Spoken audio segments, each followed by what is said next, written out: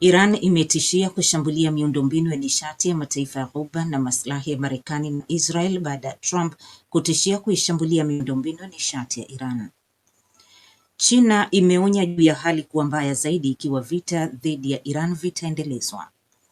Na mahakama moja nchini Ugiriki imeanza kusikiliza kesi ya uhalifu inayohusisha ajali ya treni iliyowaua watu 57 mwaka 2023. Habari kamili. Washington. Kiongozi wa kamandi kuu ya jeshi la Marekani Brad Cooper amesema kampeni ya kijeshi dhidi ya Iran iko kwenye mpango katika wakati jeshi la Israel limeanza kile imekiita wimbi kubwa la mashambulizi yanayolenga miundombinu ya utawala wa Tehran leo Jumatatu. Mashambulizi hayo yanafanywa baada ya Tehran kuonya huenda ikashambulia miundombinu ya nishati katika mataifa ya Ghuba na maslahi ya Marekani na Israel ikiwa mataifa hayo yatajaribu kuendelea kutekeleza kitisho cha Rais Donald Trump.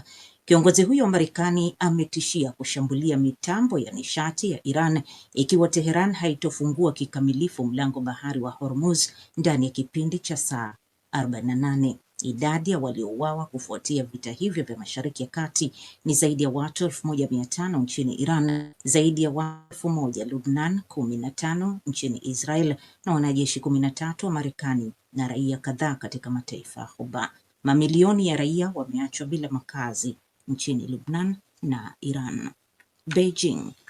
China imeonya kwamba kufanyika mashambulio zaidi katika eneo la Mashariki ya Kati ni hatua itakayohatarisha kutokea hali isiyoweza kudhibitiwa kwenye kanda hiyo inayokabiliwa na vita. Tamko la China lililotolewa na Wizara ya Mambo ya Nje kupitia msemaji wake Lin Jian limefuatia vitisho vilivyotolewa siku ya Jumamosi na Rais Donald Trump vya kutaka kuishambulia mitambo ya nishati ya Iran.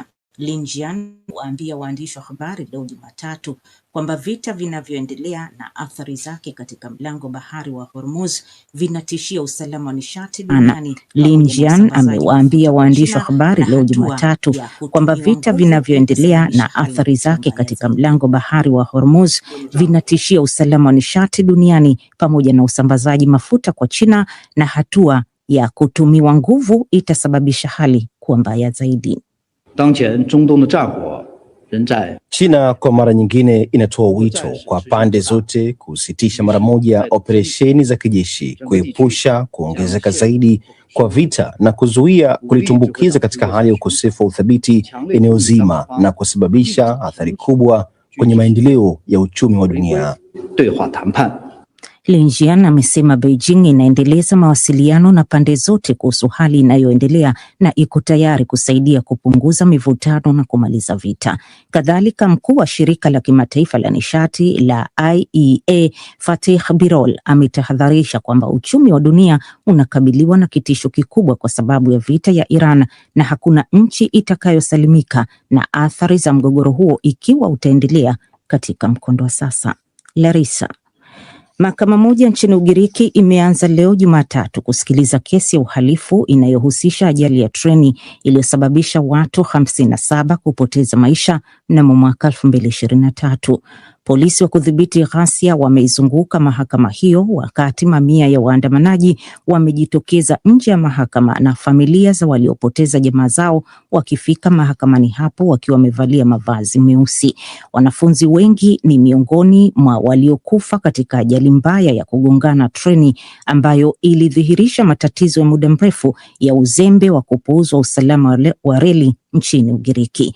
Maafisa 36 wa shirika la reli na usafiri wanakabiliwa na mashtaka yanayohusiana na kuhatarisha usafiri wa umma. Ajali hiyo ilitokea kaskazini mwa Ugiriki baada ya treni ya abiria kuelekezwa kusafiri kwenye njia inayotumiwa na treni za mizigo.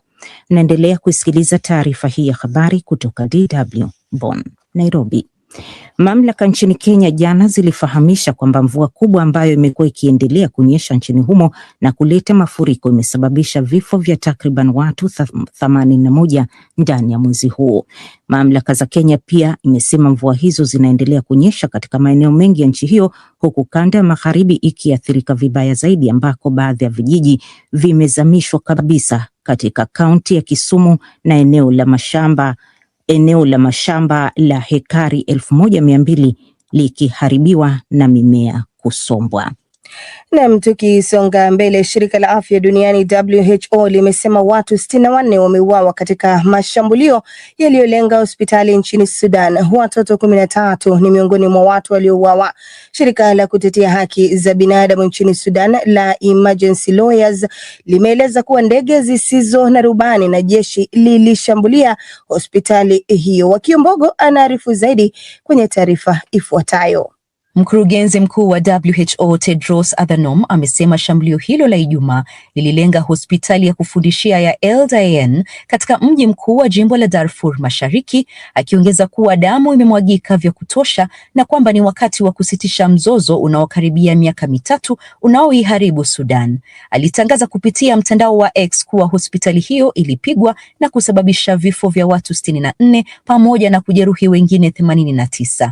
Kikosi cha wanamgambo cha Rapid Support Forces RSF kinadhibiti sehemu kubwa ya eneo la Darfur magharibi mwa Sudan, huku jeshi la Sudan likidhibiti mashariki, kati na kaskazini mwa nchi.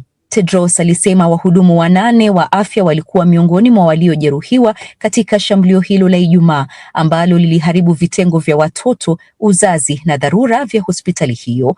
Hospitali hiyo sasa haifanyi kazi kutokana na uharibifu mkubwa uliosababisha kusitishwa kwa huduma muhimu za matibabu. Aliongeza kuwa WHO inashirikiana na washirika wa afya wa ndani kuziba mapengo ya dharura kwa kuongeza uwezo katika vituo vingine vya afya, ikiwemo kuongeza uwezo wa kuhudumia majeruhi pamoja na kusambaza vifaa vya matibabu vya majeraha na dawa muhimu. Mji wa El Dayan unaodhibitiwa na RSF umekuwa ukishambuliwa mara kwa mara na jeshi la Sudan ambalo linajaribu kuwasukuma wanamgambo hao kurejea katika ngome zao za Darfur na kuwaondoa katika ukanda wa kati wa Sudan. Mapema mwezi huu, shambulio kwenye soko la mji huo lilisababisha mapipa ya mafuta kuwaka moto kwa saa kadhaa. Hata hivyo, katika taarifa iliyochapishwa na shirika rasmi la habari la SUNA, jeshi la Sudan lilisema linafuata sheria na viwango vya kimataifa, likiongeza kuwa kushambulia vituo vya huduma na afya ni tabia ya mara kwa mara ya RSF. Kutokana na tukio hilo la Ijumaa, idadi ya watu waliouawa katika mashambulizi dhidi ya huduma za afya katika mzozo huo sasa imepita 2000. Ofisi ya misaada ya kibinadamu ya Umoja wa Mataifa nchini Sudan ilisema imeshtushwa na shambulio hilo, ikiongeza kuwa hospitali zimekuwa zikilengwa mara kwa mara tangu vita vilipoanza Aprili mwaka 2023. Tedros alisisitiza kuwa mbali na madhara makubwa kwa binadamu, mashambulizi dhidi ya huduma za afya yana athari za haraka na za muda mrefu kwa jamii ambazo tayari zinahitaji kwa dharura huduma za matibabu za dharura na za kawaida. Tukamilishe safu ya uchambuzi na ripoti ya shirika la Umoja wa Mataifa linalohusika na hali ya hewa na tabia nchi WMO imeelezea kuwa joto liliongezeka duniani na kufikia viwango vya juu zaidi mwaka 2025. Shirika hilo limechapisha ripoti hiyo hii leo na limetahadharisha kwamba madhara ya ongezeko la joto hilo yatadumu kwa maelfu ya miaka ijayo. John Juma na mengi zaidi. Kulingana na ripoti hiyo, miaka 11 iliyopita ndiyo ilikuwa na viwango vya juu zaidi vya joto kuwahi shuhudiwa tangu mwaka 1850. Likitoa ripoti hiyo ya kila mwaka, shirika la utabiri wa hali ya hewa ulimwenguni na tabia nchi la Umoja Mataifa, World Meteorological Organization WMO, limesema mwaka uliopita wa 2025 ulikuwa wa pili au wa tatu wenye joto zaidi kuwahi kurekodiwa. Rekodi hiyo ikiwa ni takriban nyuzi joto 1.43 juu ya wastani, ikilinganishwa na hali ilivyokuwa kati ya mwaka 1850 hadi 1900. Mwaka wa 2024 ndio ulikuwa wa joto zaidi kuwahi kurekodiwa, ukiwa na takriban nyuzi joto 1.55 juu ya wastani. Katibu mkuu wa Umoja Mataifa Antonio Guterres amesema tabia nchi ulimwenguni ipo katika hali ya dharura na kwamba sayari ya dunia inasukumwa kupita mipaka yake. Ameongeza kwamba kila kiashiria muhimu cha hali ya hewa kinaonyesha tahadhari kwa rangi nyekundu. Guterres amesisitiza kwamba wakati historia inapojirudia kwa miaka ya 11 mfululizo, basi ni wito wa kuchukua hatua.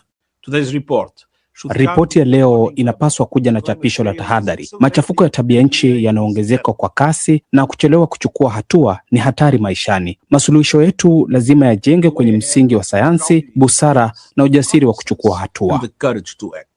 Imejumuisha ukosefu wa usawa wa nishati duniani, yaani kiwango ambacho nishati huingia na kutoka katika mfumo wa dunia. Shirika hilo lenye makao yake makuu mjini Geneva limesema katika ukawaida wa hali ya hewa thabiti, nishati ya jua inayoingia duniani ni takriban sawa na kiasi cha nishati inayotoka. Ukosefu huo wa usawa wa joto linaloingia na linalotoka kumeongezeka tangu kuanza kwa rekodi za uchunguzi mwaka 1960, hasa katika miaka 20 iliyopita. Mkuu wa shirika la WMO Celeste Saulo amesema mafanikio ya kisayansi yameboresha uelewa wa ukosefu huo wa usawa wa nishati na athari zake katika tabia nchi. Nikimnukuu, anasema hatua za binadamu zinazidi kuvuruga usawa wa hali asilia duniani na tutaendelea kukumbwa na madhara yake kwa mamia na maelfu ya miaka. Mwisho wa kunukuu.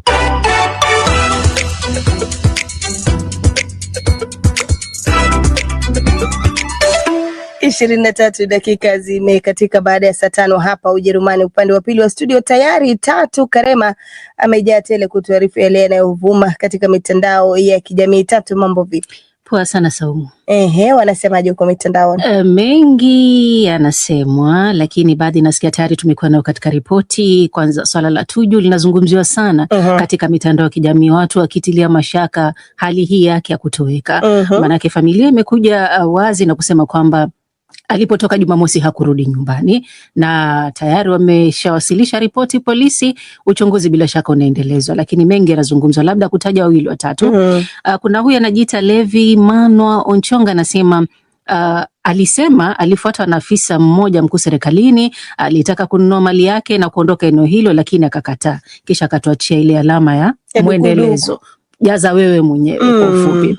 Carlos Kasembele anasema kwani hiyo sio nchi ya kidemokrasia, akimaanisha Kenya. Ukiwa na kitu serikali inaanza vitisho na ukiwa mkaidi unapotea. Hata hivyo Mwenyezi Mungu anaona yote. Lakini zaidi tumesikia kwenye ripoti, kwa hivyo acha niangazie swala la mvua kubwa ambayo nchini Kenya ilisababisha mafuriko na watu wasiopungua 81 waliuawa mwezi huu. Sasa hayo ni kwa mujibu wa mamlaka za nchini humo, huku mvua ikiendelea kunyesha sehemu nyingi za nchi. Katika eneo la magharibi mwa nchi lililoathiriwa kwa kiasi kikubwa, wakazi walipambana kwenye maji ya mafuriko na kuhamishwa kwa maboti. Imenikumbusha wakati mmoja katika eneo la Budalangi, wajua 50% yangu inatoka kule. Watu walikuwa wanaletewa paka chakula kwa maboti ama viboti. Vinakuja paka nyumbani kuleta chakula. Hali ya kusikitisha kwa kweli. Mambo ya kuzunisha kwa kweli. Sasa kuzungumzia hili, Alois Sylvester yeye yuko maeneo ya Arusha, anasema Mola awalaze mahali pema peponi ndugu zetu wa Kenya waliopoteza maisha kutokana na mafuriko hayo. Kutoka Katwa kule Jamhuri ya Kidemokrasia ya Kongo, Shukuru Musai anasema jamani, mbona mafuriko yanakuwa mengi Afrika? Nini kinachoendelea duniani? Poleni sana kwa waliopoteza ndugu zao. Kumbuka ripoti hii pia tumechapisha katika mitandao yetu ya kijamii ya Facebook na Instagram. Mtazamaji, mfuatiliaji wetu anaweza kupitia eneo hilo na kutuachia pia maoni yake. Muda upo. Kuna mengine yanayovuma mitandaoni ni kushindwa tu kwa Arsenal jana usiku katika mechi. Ni kufanyaje? Kushindwa. Sawa.